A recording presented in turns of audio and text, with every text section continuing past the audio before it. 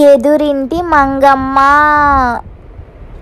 Hi friends, welcome back to our channel DS kids. ఈరోజు నేను మీకు ఒక మంచి కథ చెప్పడానికి సిద్ధంగా ఉన్నాను. ఆ కథ ఏంటో వినడానికి మీరు సిద్ధంగా ఉన్నారా? అయితే కథ మొదలు పెడుతున్నా, వినండి. అనగనగా పూర్వం ఒక దేశంలో రామన్న అని ఒక అతను ఉన్నాడు. అతనిది చాలా మంచి కుటుంబం. తన భార్య పేరు లక్ష్మి, ఇంకా తనకి ఒక చెల్లెలు ఒక తమ్ముడు కూడా ఉన్నారు. చెల్లెలి పేరు గౌరీ, తమ్ముడి పేరు సుబ్బన్న. ఇంకా ఇలా ఒకరోజు వాళ్ళ దేశంలో యుద్ధం జరుగుతుంది. శత్రు సైనికులు వీళ్ళు ఉన్న ఊరిలోకి వస్తారని ఊరు మొత్తం పుకారు లేపింది. ఇంకా ఊర్లో ఉన్న వాళ్ళందరూ కూడా చాలామంది భయపడిపోతారు. ఎందుకంటే ఈ రామన్న వాళ్ళు ఉంటున్న ఊరు ఆ దేశపు సరిహద్దుల్లోనే ఉంది. ఇంకా రామన్న చేసేదేమీ లేక అంతా మొత్తం పిల్ల జల్ల అందరినీ తీసుకొని వేరే ఊరికి వలస వెళ్ళిపోతాడు. ఇంకా అలా వేరే ఊరికి వలస వెళ్ళిపోయాక ఇంకా అక్కడ రామన్న కొంత పొలం తీసుకొని అక్కడ పొలం పని చేస్తూ ఉంటాడు. ఇంకా రామన్న వాళ్ళ తమ్ముడు సుబ్బయ్యకి చదువు సరిగ్గా అవ్వలేదు. తను ఎంత చదువుకున్నా కూడా తనకి మంచిగా రాలేదు. ఇంకా తను ఇంతకుముందు కట్టెలు కొడుతూ ఉండేవాడు ఇంటికి. ఇంకా ఒక అవసరం ఇంటికి కావాల్సిన వస్తువులు కూడా తెస్తూ ఉండేవాడు. ఇంకా పొలం ఉంది కాబట్టి ఇప్పుడు తను పొలం పని చేసుకుంటూ ఉంటున్నాడు. ఇంకా రామన్న వాళ్ళ భార్య లక్ష్మి ఏమో ఆమెకి సంగీతం వచ్చు. ఇంకా ఆ ఊరిలో పిల్లలకి సంగీత పాఠాలు చెప్దామని అనుకుంటుంది. ఇంకా రామయ్యకి కూడా చదువు బాగా వచ్చు, కొంచెం అందరికంటే బాగానే వచ్చు. పిల్లలకి పాఠాలు చెప్దామని రామయ్య కూడా అనుకుంటారు. ఇంకా రామయ్య లక్ష్మి ఇద్దరు ఒక గురుకులంని మొదలు పెడతారు. మొదట రామన్న చెప్పేవాడు పిల్లలకి చదువు. తర్వాత లక్ష్మి సంగీత పాఠాలు చెప్తూ ఉండేది. ఇంకా అలా వాళ్ళ ఇల్లు గడుస్తూ ఉండేది. రామన్న వాళ్ళ చెల్లెలు గౌరీ ఏమో అలా ఇంటి పనులు చేస్తూ ఉండేది. ఎందుకంటే తనకి ఇంటి పనులు పెద్దగా రావు, త్వరలో పెళ్లి చేయాలి అనుకుంటారు. ఇంటి పనులు అలవాటు అవుతాయని తను ఇంటి పనులు చేస్తూ ఉంటుంది. ఇంకా ఇలా ఒకరోజు రామన్న ఊర్లో అలా ఆలోచిస్తూ ఉంటాడు ఒక దగ్గర కూర్చొని. దేని గురించి ఆలోచిస్తున్నాడంటే ఆ ఊర్లో ఒక ఇల్లు చాలా చవకగా ఉంది, కానీ దాన్ని ఎవ్వరూ కొనలేదు. రామయ్యకి కూడా సొంత ఇల్లు కొనాలని ఉండేది. ఇంకా ఇల్లు కొందామని ఆలోచిస్తున్నాడు. డబ్బులు కూడా తను ఎంతో కాలం నుంచి జమ చేస్తున్నాడు.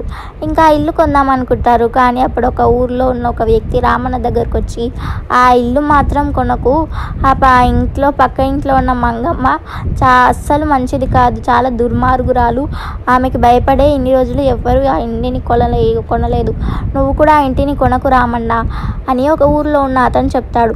కానీ రామన్న మాత్రం వినలేదు. ఒక ఆమెకి భయపడి అంత చవకగా ఉన్న ఇల్లు ఎలా వదులుకుంటాను అని అంటాడు. ఇంకా రామన్న ఇంటిని కొంటాడు. ఇంటిని కొని అందరూ కొత్త ఇంట్లోకి వెళ్తారు. గృహప్రవేశం కూడా చేసుకుంటారు. ఇంకా పక్కింట్లో ఉన్న మంగమ్మ కూడా వచ్చి రామన్న భార్య లక్ష్మితోని మంచిగానే మాట్లాడుతూ అలా స్నేహం చేస్తూ ఉంటుంది. ఇంకా ప్రతిరోజు రామన్న వాళ్ళ చెల్లెలు గౌరీని మంగమ్మ పిలిపించుకొని కాసేపు మాట్లాడుతూ ఉండేది. ఇంకా గౌరీతోని ఇలా చెప్పేది, నువ్వు చాలా మంచిదానివి, కానీ మీ వదిన ఎప్పుడు నీతోనే పనులు ఎందుకు చేపిస్తుంది? ఆమె చెయ్యదా? ఆమె సంగీత పాఠాలే చెప్తుందా అని ఇలా ఒకరోజు అన్నది. అప్పుడు గౌరీ, అలా ఏమీ లేదు, నాకు పనులు అలవాటు అవ్వాలని మా వదిన చేస్తుంది, మా వదిన చాలా మంచిది, ఆమె గురించి ఎప్పుడూ ఇలా మాట్లాడకండి అని మొదట్లో అన్నది. కానీ ఎప్పుడు మంగమ్మ ఇలా మాట్లాడేసరికి గౌరీ మనసు కూడా చెడ్డగా మారిపోవడం మొదలుపెట్టింది. తన వదిన గురించి చెడ్డగా అనుకోవడం మొదలుపెట్టింది. ఇంకా తను ఒకరోజు తన వదినతో, నాకు పనులు చేయాలని లేదు, చాలా విసుగుగా ఉంది వదిన, నాకు కూడా సంగీతం వచ్చు కదా, నేను పాఠాలు చెప్తాను కొన్ని రోజులు అని అంటుంది. అప్పుడు వాళ్ళ వదిన కూడా సంతోషంగా సరే అని అంటుంది. ఇంకా వాళ్ళ వదిన సునాయాసంగా పనులు చేసుకుంటూ ఉంటే గౌరీ మాత్రం సంగీత పాఠాలు చెప్పడం మొదలుపెట్టింది. కానీ గౌరీకి కొంచెమే వచ్చు. పిల్లలు గౌరీ చెప్పింది అర్థం చేసుకోలేకపోయారు.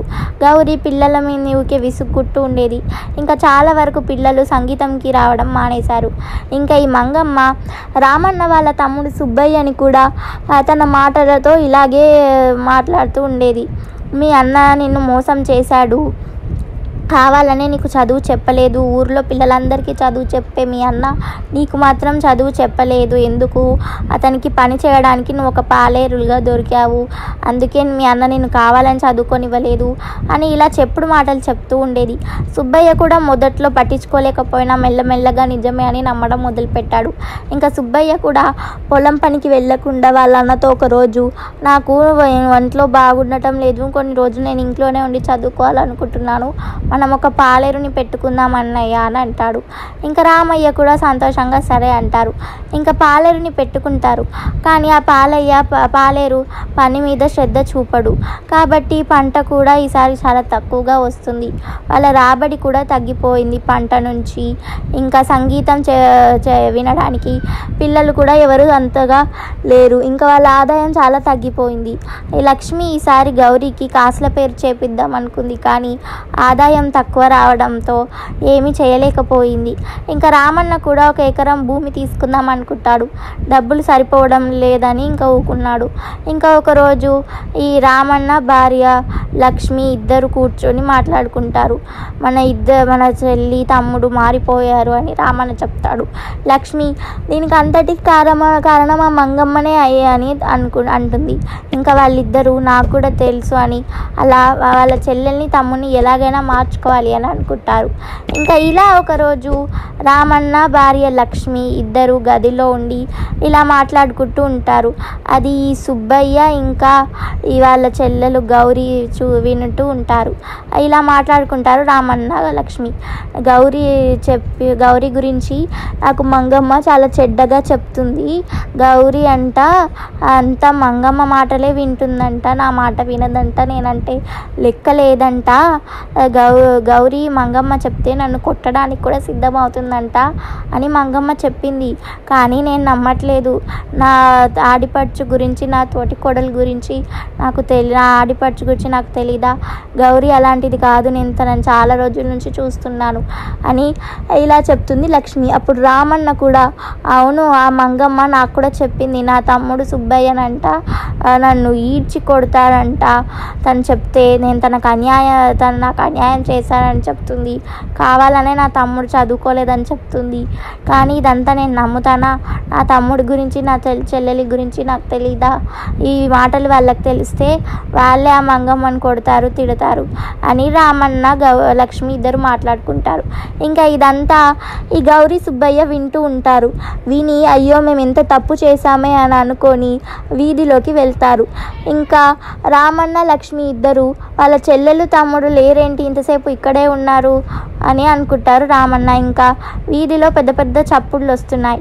రామన్న లక్ష్మి ఇద్దరు వెంటనే బయటికి వెళ్ళి చూస్తారు. అక్కడ గౌరీ సుబ్బయ్య ఆ మంగమ్మని తిడుతూ ఉంటారు, నువ్వే మా కుటుంబాన్ని నాశనం చేయాలనుకున్నావు అని అందరి ముందు, ఆ ఊర్లో వాళ్ళందరి ముందు తిడుతూ ఉంటారు. ఇంకా రామన్న మెల్లగా తన చెల్లెల్ని తమ్ముడికి నచ్చ చెప్పి ఇంట్లోకి తీసుకెళ్ళిపోతాడు. ఇంకా ఇలా ఒకరోజు గడిచిపోయింది. మరుసటి రోజు ఆ మంగమ్మ తన ఇంటిని అమ్మేసుకుంటుంది. తన భర్తతోని కలిసి వేరే ఊరికి వెళ్ళిపోవాలని అనుకుంటుంది. ఇంకా వాళ్ళకి పిల్లలు కూడా లేరు. ఎందుకంటే తన ఎదురుగా ఒక మంచి కుటుంబం మంచిగా ఉండటం మంగమ్మ చూస్తూ ఉండలేదు. అందుకే అక్కడి నుంచి వెళ్ళిపోతుంది. చూసారా ఫ్రెండ్స్, ఈ కథలో ఉన్న నీతి ఏంటంటే అప్పుడప్పుడు ఎంత మంచి వాళ్ళైనా చెడ్డగా మారుతుంటారు. అలా అని వాళ్ళు చెడ్డగా మారుతున్నారని వాళ్ళని వదిలేయొద్దు. మనకి చాతనైనంత వరకు వాళ్ళని మంచిగా మార్చడానికి ప్రయత్నించాలి. ఇంకా వాళ్ళు కూడా అలా చెడ్డగా త్వరగా మారిపోవద్దు. వాళ్ళకి తెలివి ఉంటుంది కదా, వాళ్ళు చిన్నవాళ్ళు అయితే కాదు. ఒకవేళ చిన్నవాళ్ళైనా ఒకసారి వాళ్ళ సొంత వాళ్ళ గురించి ఆలోచించాలి. మా వాళ్ళు ఇలా ఎందుకు చేస్తారులే అని అనుకోవాలి. అంతేగాని చెప్పుడు మాటల్ని గుడ్డిగా నమ్మొద్దు, వినొద్దు. ఓకేనా ఫ్రెండ్స్? ఈ స్టోరీ మీకు నచ్చితే లైక్ చేయండి, చాలామందికి వినిపారంటే షేర్ చేయండి. ఇంకా ఈ స్టోరీ గురించి ఏమైనా చెప్పాలంటే కింద కామెంట్ సెక్షన్లో చెప్పండి. ఇంకా మన ఛానల్ని సబ్స్క్రైబ్ చేయండి. సబ్స్క్రైబ్ చేసి పక్కనే ఉన్న బెల్ ఒత్తండి. అలా బెల్ ఒత్తి ఆలోచితే నేనేమైనా వీడియోస్ చేస్తే మీకు నోటిఫికేషన్స్ వస్తాయి. ఓకేనా friends? Bye bye, see you next week. ఇంకొక కొత్త మంచి స్టోరీతో నేను మీ ముందుకు వస్తాను. నేను మీ బుద్ధుడిని. Bye bye, see you next week.